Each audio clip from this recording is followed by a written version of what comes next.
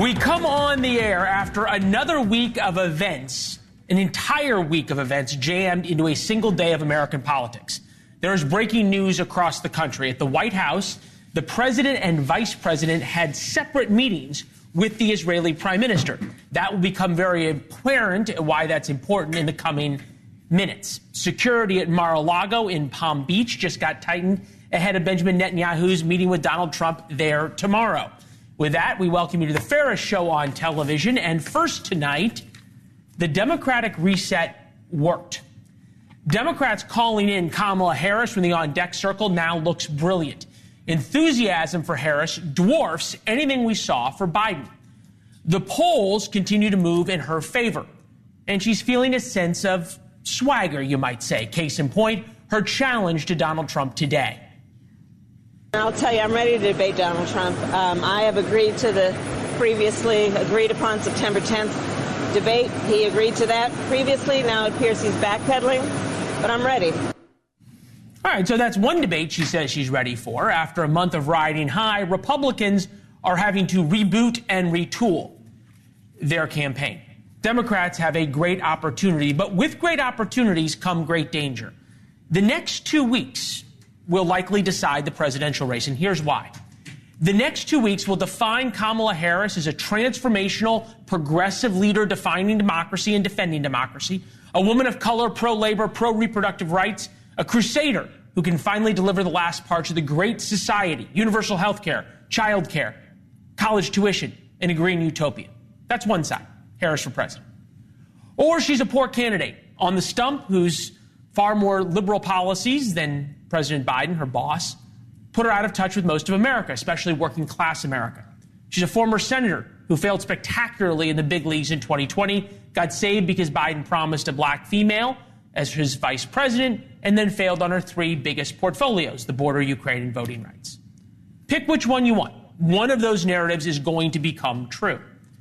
The first morning consult poll conducted fully after President Joe Biden announced he would no longer seek re-election, Harris leads Trump 46-45. It is a significant swing.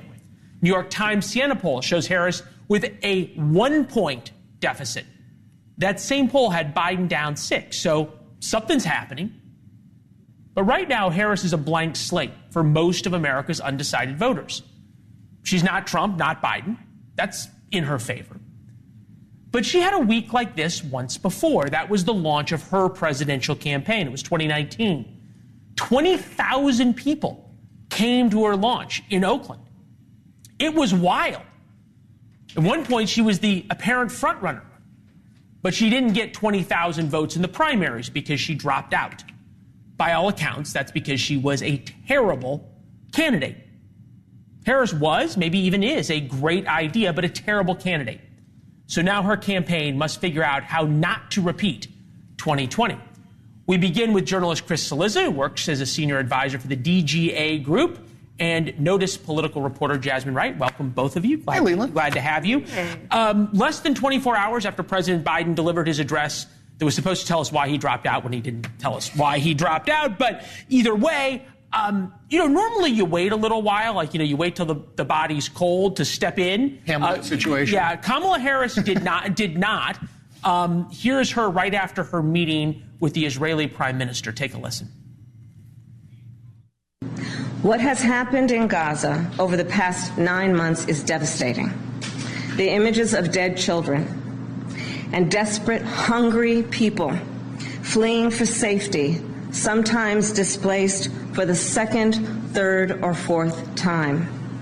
We cannot look away in the face of these tragedies.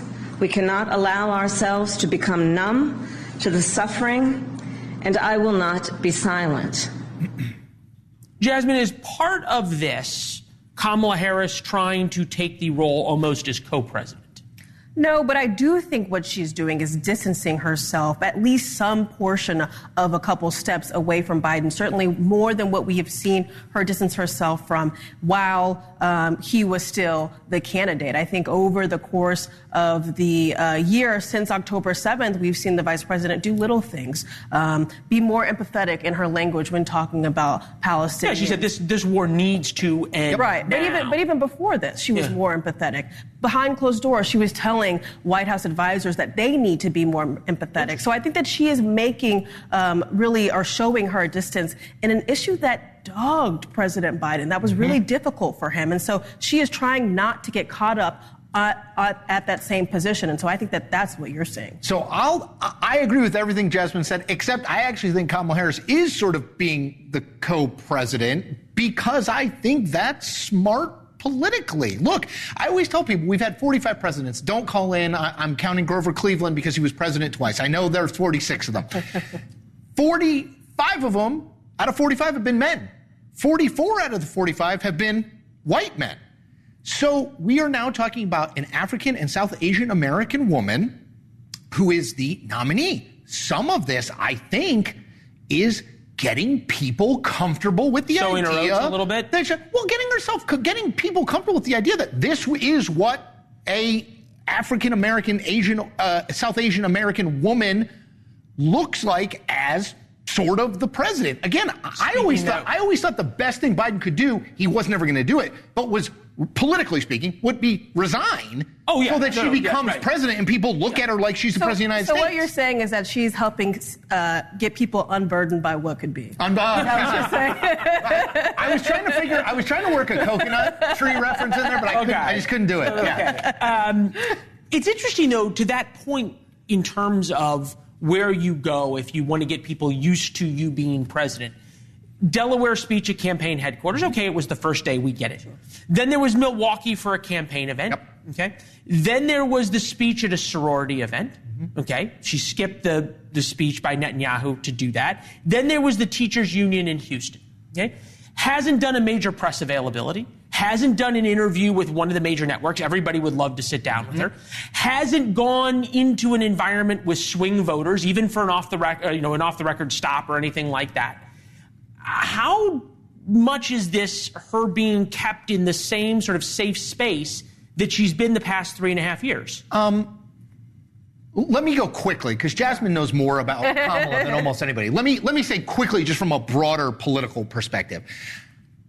It's still kind of early. I mean, this happened Sunday, and it's Thursday. Now, do they, if we're having this conversation in 2 weeks, Leland, and she still hasn't done a major TV interview, done a bunch of campaign rallies in swing states like, Arizona, Nevada, Michigan, Pennsylvania, fair. To me, there's a little bit of a ramp up here, and she's had a pretty good run. First of all, she had to secure the nomination. Now I'm going to talk to the expert. Is there what is the conscious effort to not have a repeat of 2020 where her best day was the first day of the campaign? I mean, I think it's top of mind for most people inside of Wilmington HQ and all of those outside allies that are now starting to bring themselves closer to her again, trying to offer help and suggestions. But to the last point, I think that he is right. It is a ramp-up period. I was talking to a source close to her, and they basically said they're building the plane as they fly it. They're right now trying to figure out what that message is. Yeah. I think it would be kind of political malpractice to put her for a big interview, and she doesn't know necessarily how they want to plan their messaging going forward. Or how far they want to distance themselves from Joe Biden. One of the big issues here has been this border czar. Whether she is the border czar, was the border czar, is not the border czar. Newsbusters put together a fascinating clip of the difference in the talking points from 2021 to today about Kamala, the maybe possibly could have been border czar. Take a listen. Quote unquote border czar. Vice President Harris was not a border czar. Meantime, Vice President and border czar Kamala Harris facing some backlash. What he said about Harris and immigration was not true. She was never appointed border czar. And this will be her first visit to the U.S.-Mexico border region since she was appointed as the border czar by President Biden. All right, Jasmine, the very same people who are doing this back and forth, okay? This is the same media that for 3 years said anything about Biden's health was a right-wing conspiracy. The same White House that said the same thing.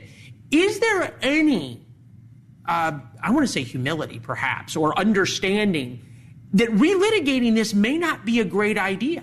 I mean, I think they're going to do whatever they can to not get this border czar title to stick. As somebody who covered her diligently in 2021 and raked over and fought with her aides over exactly how to phrase this, it is true that she was not given the title border czar. What she was given was a role to lead diplomatic efforts at in Central America really trying to understand the root causes of migration. But still, that's a mouthful, and it doesn't really work when it comes to messaging. And also, I'll say the last thing is that she did not want this because she knew that it was a political loser. You're set up to fail, but at the same time, is litigating it over and over again like this a good idea? I think it's dumb, right? Because I think ultimately, I don't even mean that like Kamala Harris litigating it is dumb. I just mean the whole debate is dumb. Look, she was tasked by Joe Biden with trying to figure out the border.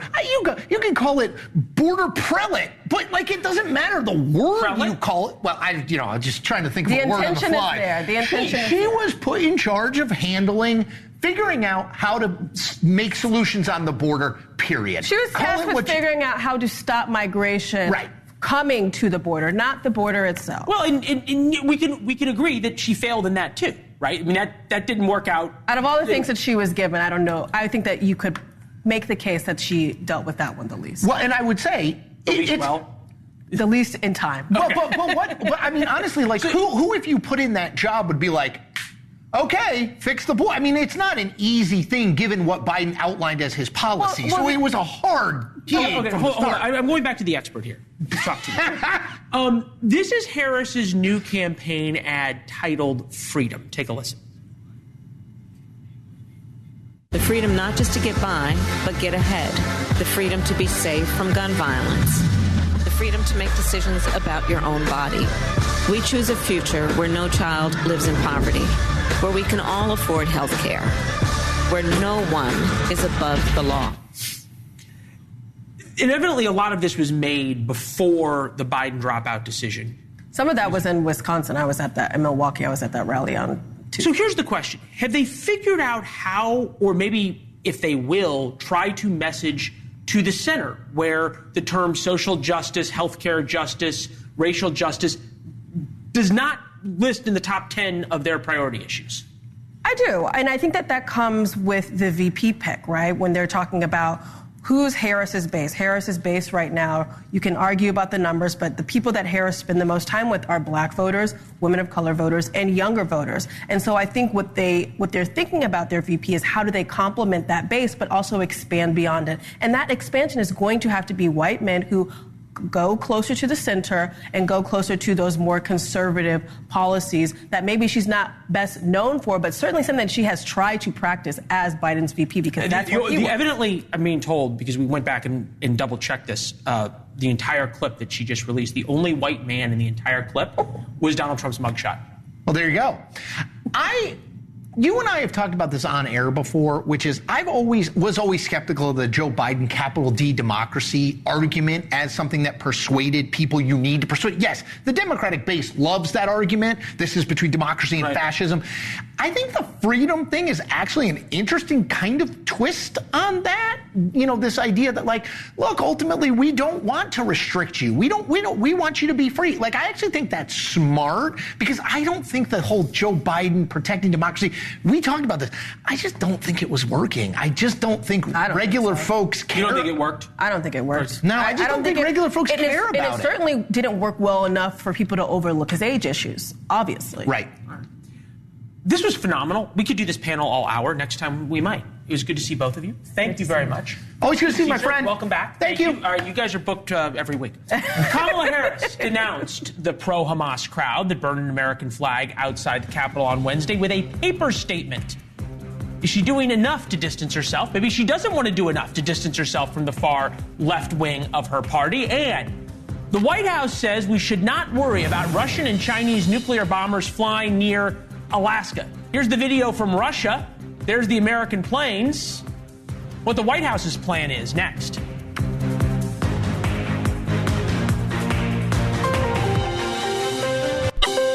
Kamala Harris faces a revolution of a type in her own party. The far left rallied yesterday in support of Hamas. The same type of voters say her coronation as nominee proved everything wrong with the party that promises to protect democracy. Today, she tried to speak a little bit to that side of the party after her meeting with Prime Minister Benjamin Netanyahu. It is time for this war to end, and end in a way where Israel is secure, all the hostages are released, the suffering of Palestinians in Gaza ends, and the Palestinian people can exercise their right to freedom, dignity, and self-determination. North Carolina Democratic Congressman Wiley Nickel is with us now. Good to see you, sir. Thank you. Welcome back to the program. Great to be with you.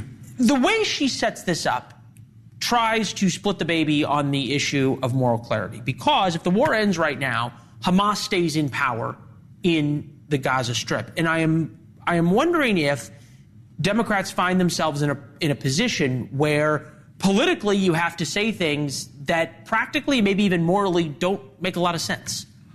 I think they've been really consistent on this. I heard her say Israel has a right to defend itself. The way it does matter. I agree with that.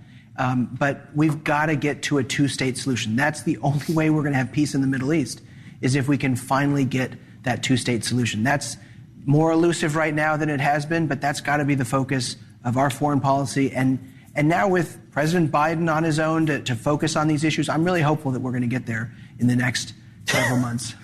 Forgive me, I've been there. Not a two-state solution, but okay. I was there 14 years ago, and we were talking about how we were almost there on a two-state solution. So it's difficult. It seems as though it's a difficult political issue for you. Roy Cooper, in terms of a yin and a yang to Kamala Harris. Kamala Harris certainly has the far left of the party. That she was the most liberal senator known in 2019. Roy Cooper, the Democratic governor of North Carolina, I know a good friend of yours, is on the short list for VP.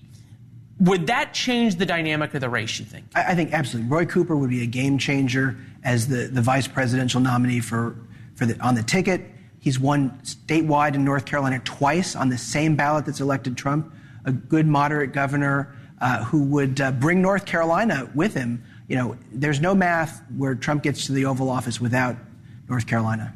So in other words, you view Roy Cooper as the firewall, if you will. I think he's a winning choice and a good advocate for folks, you know, on the left, the right, and the center. That was his coalition to get elected governor.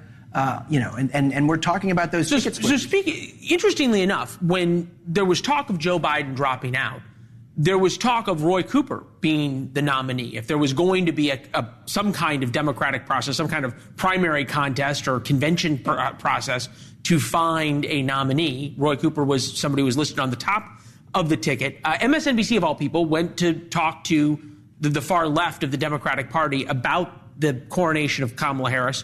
Here's what they came back with. Well, it would have been nice if he made this decision a year ago so we could have had a primary and, you know, maybe decided who we want to replace him rather than just all flocking to Kamala Harris. I think by trying to clear the field and ensure that it was going to be Biden and make sure that there wasn't any sort of not allowing us to have an actual Democratic primary process, you know, I'm not saying I think Kamala Harris is going to lose, but I do think that we would have been benefited significantly if he had figured this out far sooner, so there could have actually been more time to have internal debate, have internal democracy.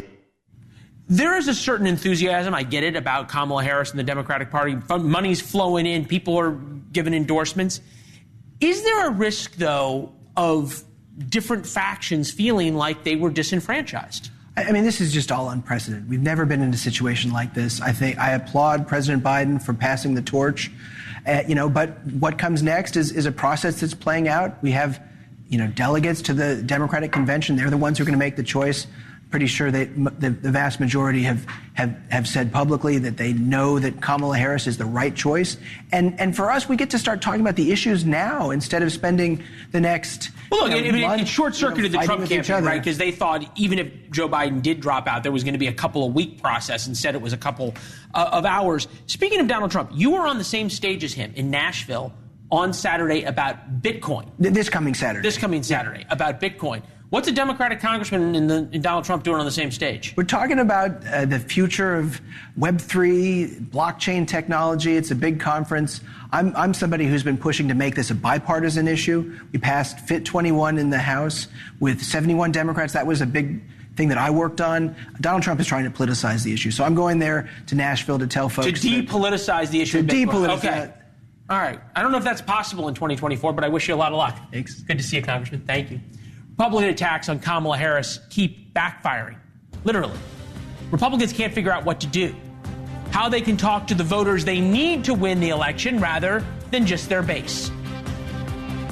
We're effectively run in this country via the Democrats, via our corporate oligarchs, by a bunch of childless cat ladies who are miserable at their own lives and the choices that they've made.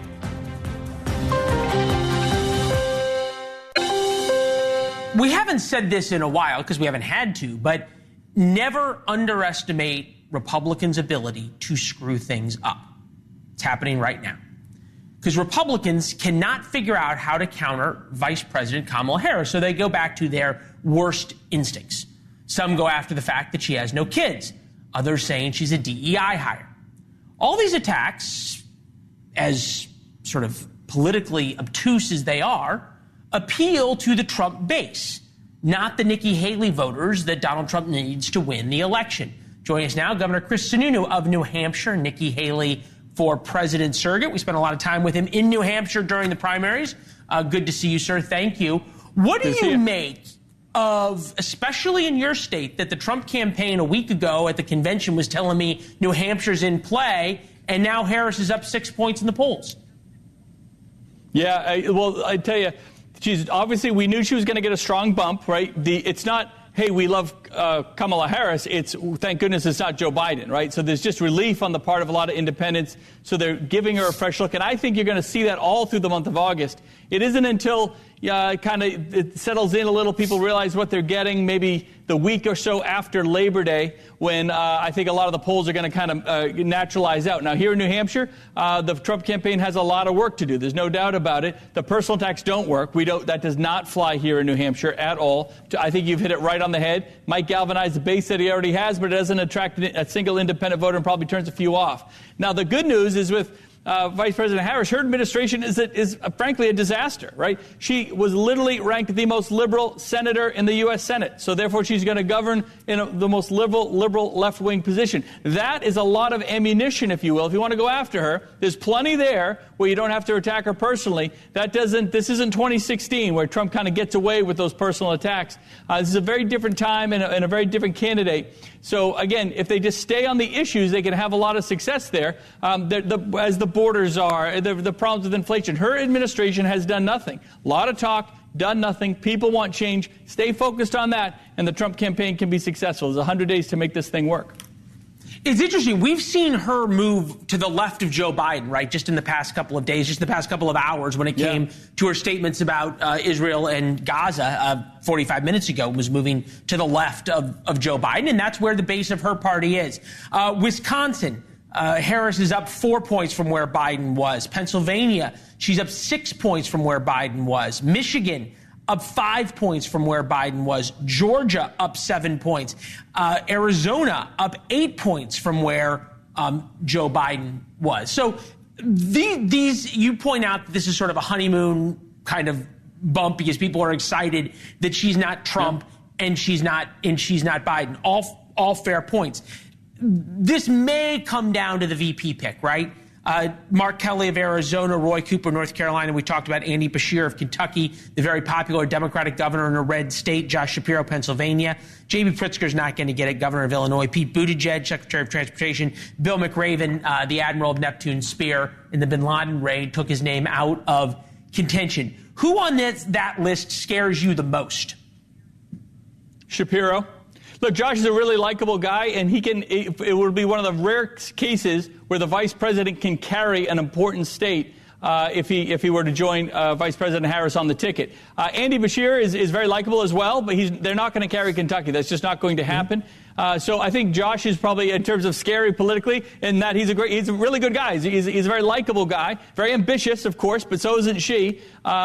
East Coast governor. There's a lot of reasons why that is a very dangerous match. But again, if the Republicans just stick to the issues, stick with unity, stick with positivity, understand that you remember we're in a general election now. You got to win those independent voters and really make sure you're taking the shine off of Kamala Harris, but not personally. That's not going to work. It's going to come off really badly, but politically, but on issues, on her lack of governance, on her.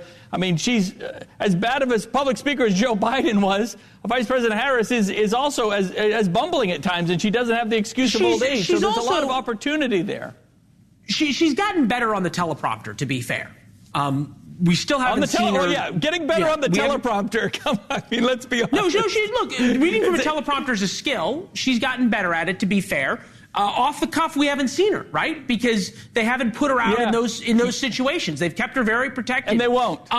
For the past 3.5 years. Are Republicans missing an opportunity right now? They're running around like chickens with their heads cut off, talking about whether she has kids or not, and she's a DEI hire and all this other stuff, while she's getting out there. And say whatever you want about their rollout. It's very scripted. It's extraordinarily disciplined. I spent the past 4 weeks talking about a new disciplined Donald Trump and Republican Party. That's gone like poof. No, I think you're absolutely right. They're keeping her extremely scripted. You're right. She's gotten better on a teleprompter. That's the lowest available skill to a politician, by the way. But so, okay, she's gotten better. So if they keep her on those guidelines, eventually she's going to have open conversations, right? She's going to have to engage with the press and take things off the cuff. I think they've probably told her, whatever you do between now and November 5th, do not even try to laugh at anything. Right? She doesn't need to be more likable, right? Because she's going against Donald Trump. There's just a natural difference there. She needs to show that discipline. If they can keep her on that path, it's going to be tough in a lot of these swing states. And I think the Trump administration and the Trump campaign, I think they have very good people on that campaign. They got to get former President Trump back in line, being professional, being a leader, showing some discipline. And if he does that, plenty of time to do it. There's no reason he can't, get back up 2 or 3 points in these swing states that are going to be so critical. Now, Harris's 2024 strategy is almost like 2020 for Biden from the bunker or his basement, just in a different way, to sort of build the basement around her. Governor, it's good to see you as always. Thank you. You bet, buddy. Be good. Yeah, no, we'll see you soon. It's been 12 days. 12 days. Hard to imagine that. Seems like a lifetime of news has happened in 12 days since a 20-year-old would-be assassin attempted to take the life of President Trump. And most of what we know from local, state, and federal law enforcement, all of that information contradicts itself. New video, body camera, though, could help us get to the bottom of who exactly screwed up. Watch out for shell casings. 2, 3, 4, 5 right there. Limit who comes up here. No more guys up here. Coke, give me a solid perimeter. Get guys prepped to clear the building. All right, so they were counting the shell casings from the gunman. First responders there up on the top of the roof in the aftermath of the attack on Trump's rally. NewsNation senior national correspondent Brian Enton has been tirelessly working on the investigation into what happened. His special report, The Plot to Kill Trump, 10 p.m. tonight from Butler, Pennsylvania, joins us now with a preview. And Brian, I think you rightly point out, I've never been in a situation where the stories from law enforcement, forget match, they don't even line up together. Yeah, this has been an uphill battle, Leland. I mean, you're getting one story from the feds when they testify to Congress. We get a different story from the state police, and then we're interviewing local law enforcement, which we're going to have exclusive tonight on the Special at 10, where they're saying, wait a minute, that's not even the right version of events. What they're saying is totally wrong. So it's hard to figure it all out. We've been here working for 12 days. Senator Josh Hawley from Missouri just put out that he's got another whistleblower who's come forward who says that the locals actually offered up drones. Local police said, we have drones before the rally. We can help with our drones. And that the Secret Service turned them down. And it wasn't until after the rally, when they were investigating the attempted assassination and shooting, that they said, oh, wait a minute. We'd like to have the drones now. A lot of people saying it's just too late. Security is tight now. For example, we've been snooping around, obviously, on the land behind me near the roof where the sniper got up on the roof. And we were essentially told, look, you come over the line one more time, we're going to trespass you. They told us that today. You cross the line about 10 feet behind me. We're calling the police. Luckily, the neighbors are letting us stay. But it's been an uphill battle here, Leland. I mean, they don't want to talk about what really happened, it doesn't seem. Yeah, and now the head of the Secret Service is gone, going into the Secret Service's busiest time. Vice President now running for president, whoever she picks, plus Trump, plus J.D. Vance, busy time. And when you're snooping and they're telling you not to be someplace, it normally means you're onto something. So keep at it. As you know, we appreciate it. And 10 p.m. Eastern for Brian's special. It's fascinating. I've been able to see a little bit of it. Thanks, buddy. Thanks, Leland. Just as President Biden spoke last night, China and Russia teamed up to fly nuclear bombers towards Alaska. Can Biden stop the world's bad boys as a lame duck?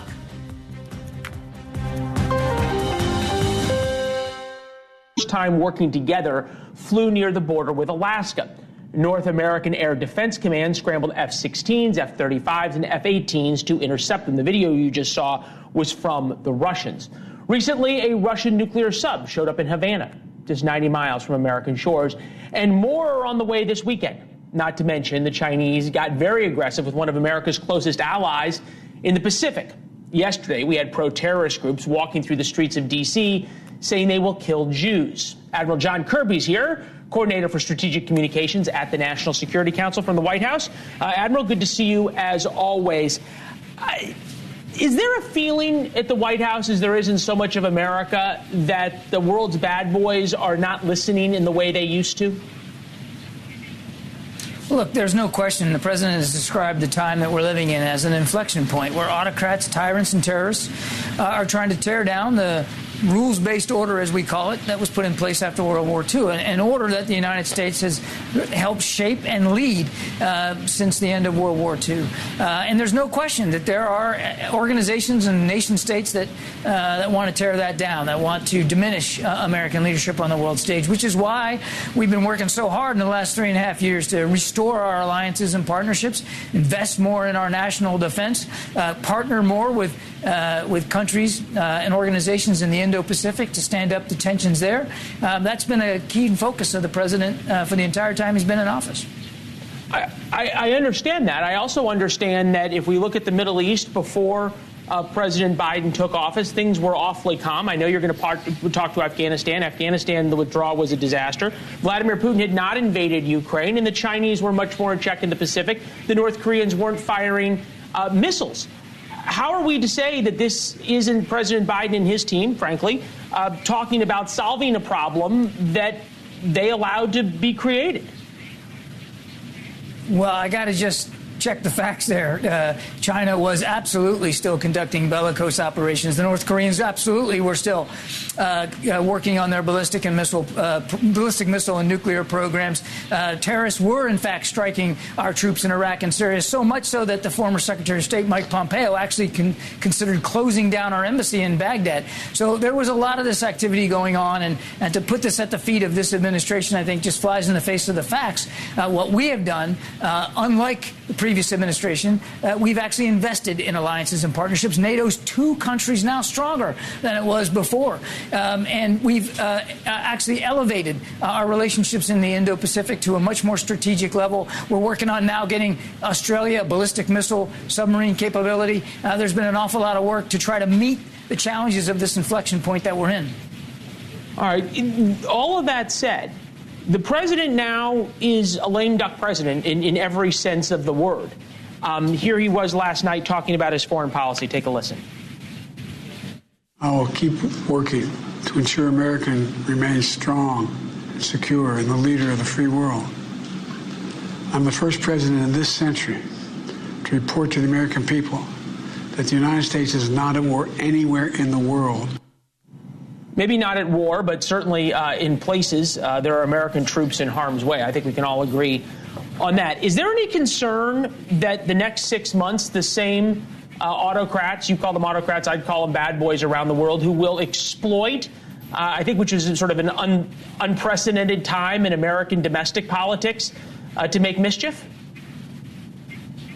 There is no time when we've ever had a presidential transition where there hasn't been actors who have considered trying to exploit that and take advantage of it.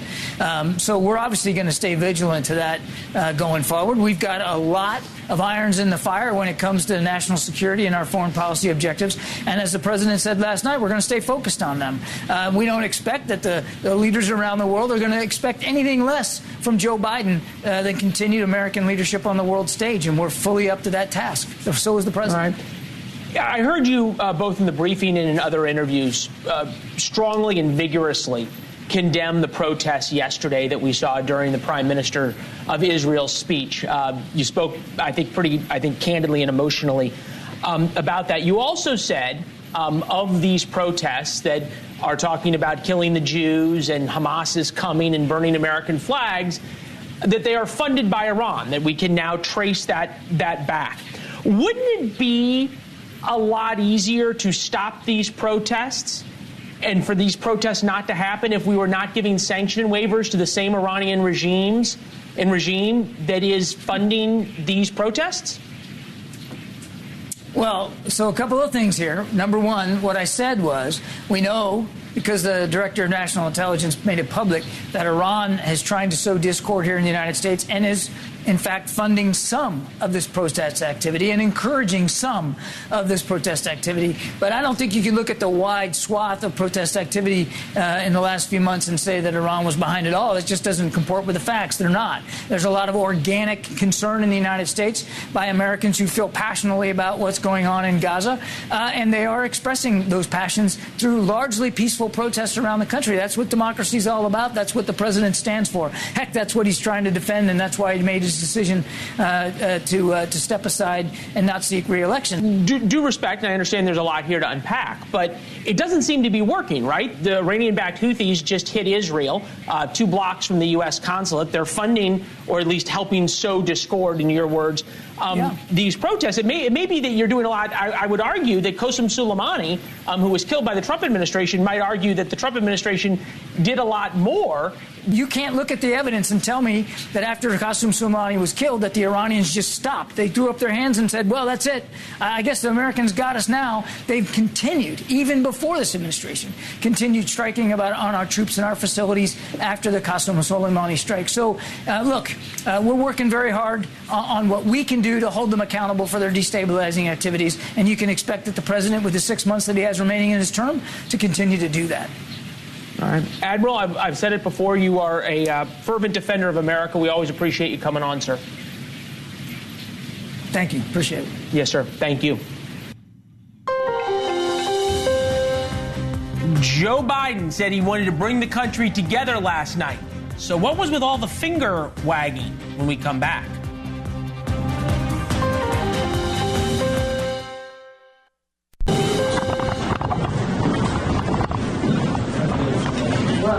Welcome, Mr. Prime Minister, and I look forward to our conversation. We have lots of time.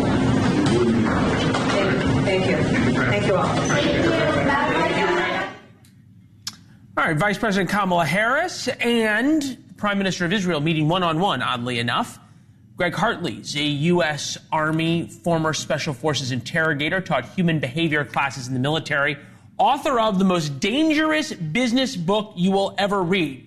I don't know if you know this. They translated it to Chinese, which means it must be really good. I read it. I just ordered it on Amazon. It's good to see you. First things first, right? Very rare the vice president meets one-on-one with the prime minister when they're here. That was significant. What'd you make of when he walked in, sort of the look on her face and then her sort of directness with him? So fight or flight, regardless of whichever it is, if you're angry and you want to get away or you're angry and you want to say something and you don't, it creates a wooden kind of movement in us because it changes our focus to self. And you can see she's terse. She has kind of a contained smile, and the smile is gone that quickly. That's not real. A real smile lingers and hangs around for a little bit. And then all of that movement is wooden and awkward, and it just doesn't feel natural. Yeah, well, some would argue that's sort of her natural affect. I guess we'll see it more as things go on. Depending, I mean, if she's uncomfortable, it seems to be. But that is kind of your point. President Biden last night speaking to the country, his fourth Oval Office address. This was going to be a swan song, right? His speech to America to send us off to the election. Take a listen. I believe my record as president, my leadership in the world, my vision for America's future, all merited a second term. But nothing can come in the way of saving our democracy. That includes personal ambition. So I've decided the best way forward is to pass the torch to a new generation. Does he believe what he's saying? Well, I think he may believe some of what he's saying, but two things to show you. There are two lip compressions. When he finishes saying something and goes and closes his lips very tightly, we consider that withholding information, sometimes controlling emotion. It's important because he says it twice. He does it twice. And one is that I merited a second term. Lip compression, quickly. That says something's going on in his head. The second one is when he says, I have decided.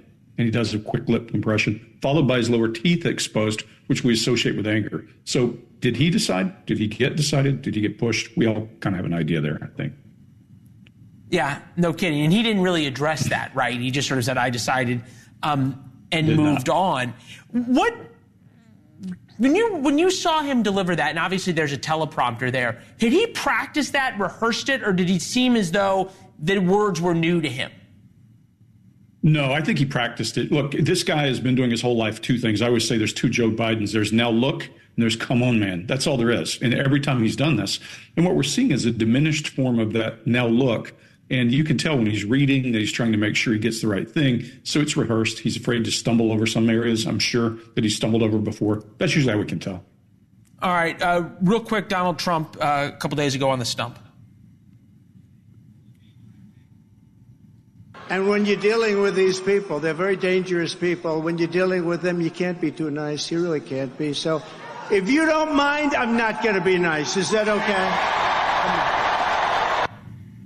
That wasn't on the prompter. Trump on baseline. No, that's Trump on baseline. He's talking to people who want to hear what he has to say. He's drawing them in. His cadence of speech and filling in smaller words, all of it is Trump on baseline. That's him. That's the product. That's who he is. Yeah, sort of the most natural Trump. All right, Greg, as always, we appreciate it. Thank you. Good having you. Appreciate you joining us. Sometime there's going to be the turnaround. You're going to do me, but I'm trying to push that off as far as possible. The producers are working on it. It's going to pop up one time. Well, good to see you soon. Thank you, my friend, very much. We appreciate it.